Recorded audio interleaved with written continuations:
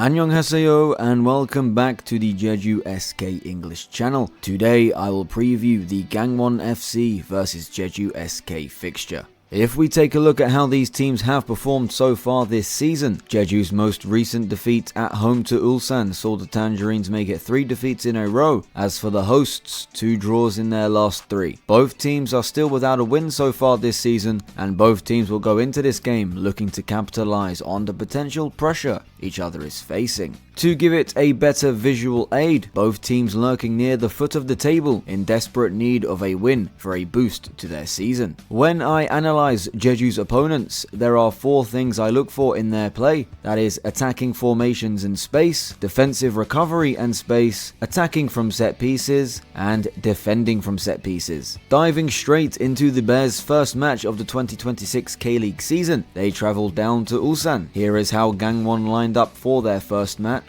Most of Gangwon's attacks derived from countering Ulsan. However, here is a good example of their quick build-up. In attack, they almost play with 5 attackers lined up top, drawing the Ulsan defender out of possession and baiting them into the press. As such, a gap opens up behind. The pass is made infield to Go Young-jun, who was an excellent signing for the Bears, and I'm very sure he will be a huge boost to their attacking threat throughout the season. With the ball transitioning from left to right at some speed, the Ulsan left back is kind of ball watching. They will be monitoring the runner on the bottom of the screen, but their main focus is timing an interception in line with the run behind. Unfortunately for Ulsan, their defender steps over too far without realizing the Gangwon fullback has changed the trajectory of their run, now being aimed more infield. This allows the ball to be played through the newly opened gap, but the shot was a poor one. Gangwon could have easily made it 1-1 with some great quick passing and runs behind, something they utilize across both flanks. As for Gangwon's defensive side, just past the 5-minute mark and Ulsan had a throw-in. With Ulsan being the stronger side on paper, Gangwon approached this match initially with a defensive mindset. You can see Gangwon's defensive setup is still in the 4-3-3 which they initially lined up in. You cannot see the third attacker in this picture because they are Gangwon's left winger, but out of possession they are playing the base 4-3-3. Recovering and transitioning from attack to defense, and you can see Gangwon's setup take shape. Although the midfield 3 are clustered together as they were just attacking, situations like these show how quickly they recover into the out of possession formation. Kang Jun-hyuk, Gangwon's right back and number 99, was caught out of position and Ulsan played a bounce pass around him. Due to that pass being made and the defenders recovering, we can see the back 4 is no longer aligned, therefore it is at its weakest point, essentially creating a U-shape.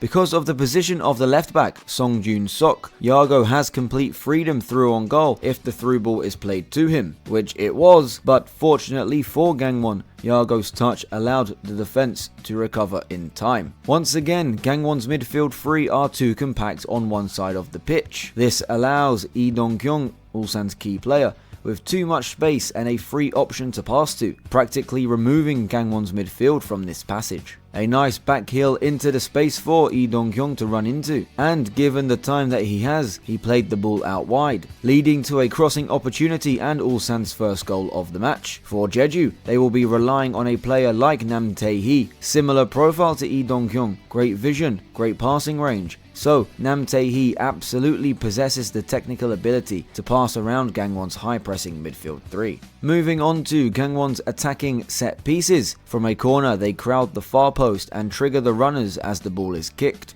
2 or 3 of their players run towards the near post to drag opposing defenders out of position, but they keep hold of 2 or 3 at the back post too to win the looping ball. Moving on to their second match against Anyang, a team Jeju lost to, Gangwon managed a 1-1 draw. Potentially learning from some mistakes made against Ulsan, manager Jong Kyung-ho switched from a 4-3-3 to a traditional 4-4-2. The Bears opened the scoring just 5 minutes into the match. A clever free kick saw Lee Gi-hyuk run over the ball for Kim Dae-won to cross in. Gangwon, similar to their corner against Ulsan previously, are crowding the far post. The cross in was not great as it was headed away. Song Ju-sung played it out wide to his teammate. Mo Jae-hyun floated a ball into the box, which was met by the head of Park Sang-hyuk and into the back of the net. Gangwon attempted similar crosses against Ulsan, but Jo Hyun-woo was just too good on the day and prevented the headers from going in. Gangwon then went 2-0 up just 5 minutes after that. Following this through ball out wide to Kim Dae-won, the Korean swung a ball into the box, which Go Young-jun lunged to connect with and made it 2-0 to Gangwon. However, after a VAR review, the ball was deemed out of play and the goal was disallowed. But it goes to show how threatening Gangwon can be on the counter with their quick passing. An eventful opening 20 minutes saw Anyang equalise through a defensive error. A weak and misplaced pass by the 20-year-old Shin Min-ha found the Anyang attackers. Due to the quick turnover, Gangwon had no time to recover into a proper defensive shape. With the run behind being marked by 2 Gangwon defenders, no one was tracking the run down the wing, which saw an effort on goal that was parried by Park Jong-hyo, but Anyang were quickest to react, and the ball ended up in the goal. It is hard to analyse this from a defensive standpoint, as it was a lack of concentration, but it is something Jeju will need to capitalise on. In the Ulsan vs Gangwon highlights, there were 0 corners shown that Gangwon defended. Here, they have 2 defenders marking and tracking the short corner, with every other player practically in the 6-yard box. Gangwon are marking zonally, so the only way to counter that is for Jeju to sit deeper towards the edge of the box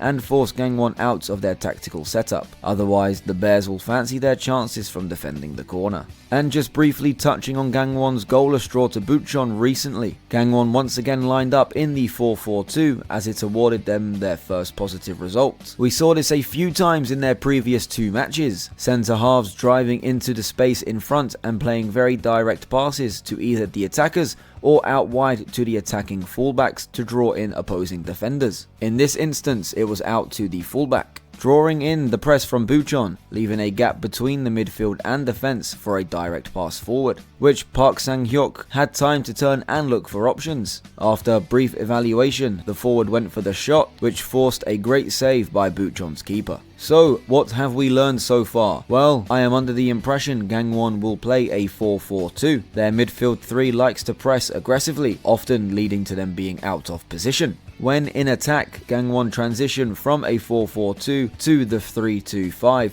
with the fullbacks running forward, which then means Gangwon can be beaten on the counter-attack. So players like Kwon Chang-hun, Kim Jun-ha, Negeba, Shin Sang-un, whoever's playing for Jeju, have the opportunity and the pace to counter. Overall, I believe it will be a close game, and if there is a winner, it will be just by a narrow margin. However, I predict a 1-1 draw, with both teams yet to pick up the all-important first 3 points. Let me know your score prediction below. Thank you for watching, and I will see you next time for my match review between the Bears and the Tangerines. Come on, Jeju.